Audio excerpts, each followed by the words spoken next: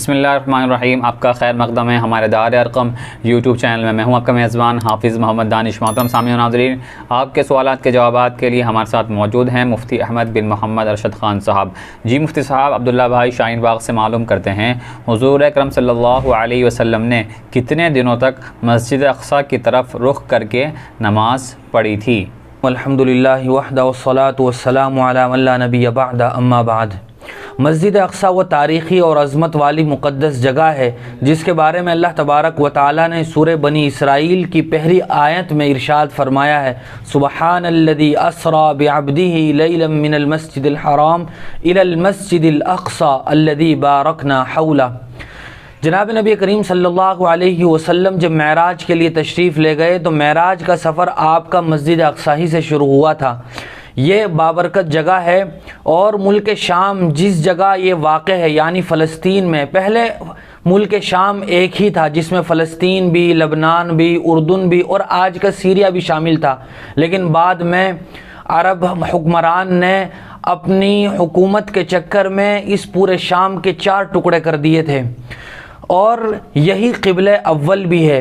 क़िबले अव्वल की तरफ रुख करके हुज़ूर अकरम सल्लल्लाहु अलैहि वसल्लम ने और सहाबा इकराम ने 16 या 17 महीने नमाज़ पढ़ी हैं, लेकिन हुज़ूर अकरम सल्लल्लाहु अलैहि वसल्लम की ख्वाहिश और तमन्ना ये थी कि मस्जिद अक़सा के बजाय नमाज का क़िबला काबतुल्लाह कर दिया जाए, जिसका तज़किरा दूसरे पारे के पहले रुकू में मौजूद है। क़द नरा तक़ल्लुब वजहिक फ़िस्समा फ़लनुवल्लियन्नक क़िबलतन तर्ज़ाहा। ये पूरी इसमें तफसील मौजूद है। बाद में अल्लाह तबारक व तआला ने जनाब नबी करीम सल्लल्लाहु अलैहि वसल्लम की चाहत के मुताबिक क़िबला ये बैतुल्लाह को करार दे दिया था। एक ख़ातून का सवाल है, शव्वाल के महीने में पहले रमज़ान के क़ज़ा रोज़े रखने चाहिए या शव्वाल के नफली रोज़े? बराह करम जवाब दें। नफल और फ़र्ज़ रोज़ों में फ़र्ज़ का दर्जा बढ़ा हुआ है। अगर कोई आदमी नफली रोज़े नहीं रखता है तो उससे कोई बाज़पुर्स और सवाल जवाब नहीं होगा, चूँकि वो उसका अपना इख्तियारी मसला है। नफली अमल कोई आदमी करता है, नफली रोज़ा रखता है तो उस पर अल्लाह की तरफ से सवाब मिलता है और न करने पर गुनाह नहीं होता है। रमज़ानुल मुबारक के क़ज़ा रोज़े ये फ़र्ज़ रोज़े हैं। ज़िंदगी का कोई पता नहीं कि सांस की डोर कब टूट जाए, लिहाजा बेहतर है कि पहले रमज़ानुल मुबारक के क़ज़ा रोज़ों की अदायगी की जाए, उसके बाद नफली रोज़ों का अहतमाम किया जाए। लेकिन अगर कोई आदमी पहले नफली रोज़े रख लेता है, बाद में क़ज़ा रोज़े रखता है, तब भी अपनी जगह नफली रोज़ों का मुकम्मल सवाब मिलेगा। आदिल भाई ओखला से मालूम करते हैं, क्या औरतों की तरह मर्द भी कान छिदवा सकते हैं? आम तौर पर ख़वातीन और औरतें अपने कानों में ज़ेवरात पहनने के लिए सुराख करवाती हैं, कान छिदवाती हैं। हुज़ूर अकरम सल्लल्लाहु अलैहि वसल्लम के ज़माने में भी ख़वातीन इस तरह किया करती थी और ये औरत ही के साथ ख़ास है। मर्दों के लिए ये बात जायज़ नहीं है कि वो अपने कान को छिदवा कर और कान में सुराख करके किसी किस्म का जेवर पहने, चाहे वो सोने चांदी का हो या ये कि किसी किस्म का कड़ा हो। इस तरह के जेवरात पहनना मर्द के लिए जायज़ नहीं है, चूँकि औरतों के साथ मुशाबहत हो जाती है। मर्दों को ऐसे कामों से बचना चाहिए जिन कामों में औरतों से मुशाबहत होती हो, और औरतों को उन कामों से, उन चीज़ों के पहनने से बचना और परहेज़ करना चाहिए जिनकी वजह से मर्द के साथ मुशाबहत होती हो। लिहाजा कान में सुराख करके जेवरात पहनना ये औरतों के साथ मुशाबहत है, लिहाजा मर्द के लिए जायज़ नहीं है। एक साहब का सवाल है, हैकल सुलेमानी किसे कहा जाता है और इसकी क्या हकीकत है? हैकल सुलेमानी एक ऐसा मुइम्मा बना हुआ है जिसके बारे में बहुत सारे लोग कन्फ्यूजन का शिकार है और हर आदमी ने अपनी अपनी अलग तहकीक बयान की है। अगर हैकल सुलेमानी के बारे में इंटरनेट पर सर्च किया जाए, यूट्यूब पर तलाश किया जाए तो बहुत सारे मुख्तलिफ़ किस्म के जवाबात निकल कर आते हैं, लेकिन हैकल सुलेमानी के जवाब में वो जवाब दुरुस्त और बेहतर मालूम होता है जो अज़ीम मुअर्रिख़ और क़िससुल कुरान जैसी मुअतबर और शाहकार किताब के मुसन्निफ़ मौलाना हिफ्ज़ुर रहमान सिवहारवी ने क़िससुल कुरान में बयान किया है।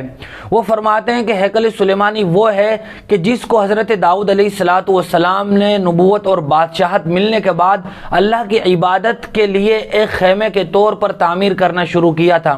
दरमियान में हज़रत दाऊद अलैहिस्सलातु वस्सलाम की वफ़ात हो गई, फिर बाद में हज़रत सुलेमान अलैहिस्सलातु वस्सलाम ने अपने वालिद माजिद हज़रत दाऊद की वसीयत के मुताबिक एक अज़ीमुश्शान इबादत ईदगाह तामीर करवाई, जो अपने इत्कान, इस्तेहकाम और मजबूती के लिहाज से एक हैकल मालूम होती थी। हैकल कहा जाता है अजीम जुस्से वाली कोई चीज़ को। सुलेमानी इसलिए कह दिया जाता है कि चूँकि वो हज़रत सुलेमान अलैहिस्सलातु वस्सलाम ने तामीर करवाई थी, और वह ऐसे अजीमुशान इबादत गाह थी जिसकी तामीर में हज़रत सुलेमान अलैहिस्सलातु वस्सलाम ने जिन्नात से भी खिदमत ली थी, और जिन्नात ने अपनी शबाना रोज़ रात दिन की मेहनत और कोशिश के बाद उसको तामीर किया था।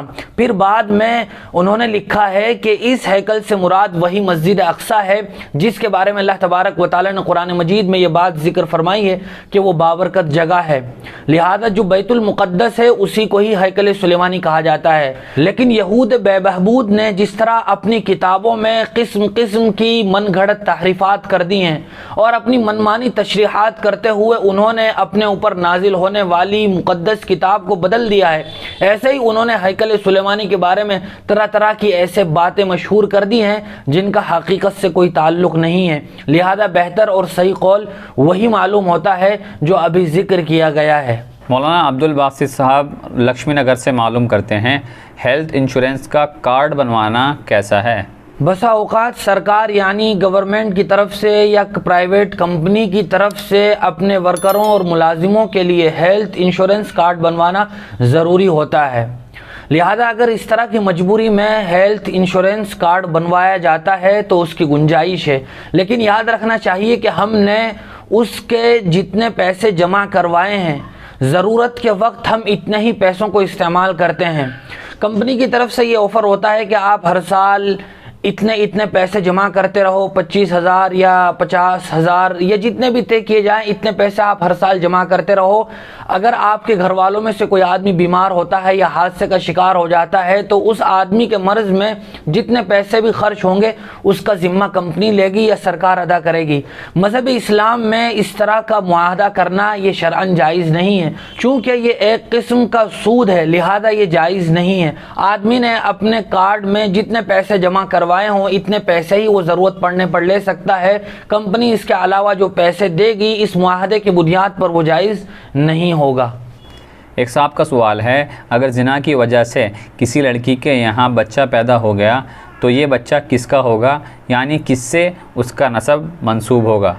कुरान और हदीस की रोशनी में ज़िना ये निहायत ही मायूब, घिनौना और संगीन जुर्म है, जिसके बारे में अल्लाह तबारक व तआला फरमाते हैं वला तक़रबुज़्ज़िना इन्नहु कान फ़ाहिशा, कि ज़िना के करीब भी न जाओ। लेकिन अगर किसी आदमी से इस तरह के गुनाह का सुदूर हो जाए और इर्तिकाब हो जाए तो अव्वलन उसे अल्लाह तबारक व तआला से अपने इस गुनाह की माफ़ी तलाफ़ी करनी चाहिए और तौबा व इस्तिग़फ़ार का एहतमाम करना चाहिए। और ज़िना के नतीजे में अगर बच्चे की विलादत हो जाती है तो वो बच्चा शरीयत की नज़र में वलदुज़ ज़िना कहलाता है, और इस बच्चे का नसब उस जानी से साबित नहीं होगा जिस मर्द ने ये काम किया है, अलबत्ता उस बच्चे का नसब माँ से साबित होगा जिस लड़की से उस बच्चे की विलादत हुई है, और उसी लड़की की वरासत में ही ये बच्चा हकदार होगा, हिस्सेदार होगा। जिस आदमी ने जिना किया है उसकी तरफ इस बच्चे की निस्बत नहीं की जाएगी, माँ ही की तरफ निस्बत की जाएगी।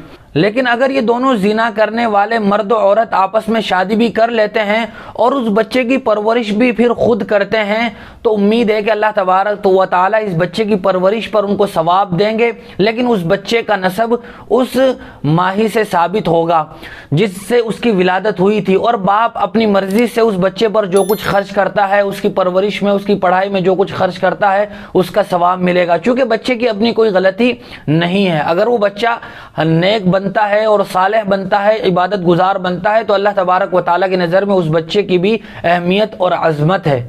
एक साहब का सवाल है, तयम्मुम कब कब कर सकते हैं? अगर किसी आदमी को पानी मुयस्सर ना हो या पानी के इस्तेमाल पर कुदरत ना हो तो तयम्मुम करने की गुंजाइश है। मिसाल के तौर पर कोई आदमी सफ़र वगैरह में या जंगल में ऐसी जगह है जहाँ चारों तरफ 2 किलोमीटर तक पानी मौजूद नहीं है जिससे वो वज़ू कर सके, तो तयम्मुम की गुंजाइश है। या ये कि पानी तो मौजूद है, कुआं है पानी का, या यह कि पानी की टंकी है, लेकिन वहाँ तक जाने की कुदरत नहीं है, वहाँ कोई खूंखार जानवर बैठा हुआ है, या ये कि वो पानी का कुआं या टंकी ऐसे दुश्मन के कब्ज़े में है जो पानी इस्तेमाल करने नहीं देता है, या ये कि उस पानी तक पहुँचने में किसी ऐसे ख़तरे का अंदेशा है जिससे जान हलाकत में पड़ जाए, तो फिर ऐसे मौके पर भी तयम्मुम की गुंजाइश है। या ये कि आदमी बीमार है, बीमारी के बढ़ जाने का अंदेशा है, किसी उज़्व के किसी पार्ट के हलाक हो जाने का, ख़त्म हो जाने का, ज़ाय हो जाने का अंदेशा है, तब भी पानी के इस्तेमाल के बजाय तयम्मुम करने की इजाज़त है। एक साहब का सवाल है, बाज़ लोग कहते हैं कि असर के बाद से मगरिब तक कोई भी चीज़ ना खाए तो एक रोज़े का सवाब मिलता है, इसकी क्या हकीकत है? मज़कूरा बात का शरीयत और सुन्नत से कोई ताल्लुक़ नहीं है, ये सिर्फ़ अफवाह है या ये कि मनगढ़ंत ख़याल है। जब भी कोई आदमी खाना पीना चाहे असर के बाद, मगरिब के बाद, वो खा पी सकता है। मोहतरम सामीन नाज़रीन, इसी तरह की मज़ीद मसाइल की जानकारी के लिए आप हमारे दार अरक़म यूट्यूब चैनल को सब्सक्राइब करें, वीडियो को लाइक भी करें और हमारी वीडियोज़ को शेयर भी करें और इसी तरह अपने सवालात हम तक पहुँचाते रहें। जज़ाकल्लाह।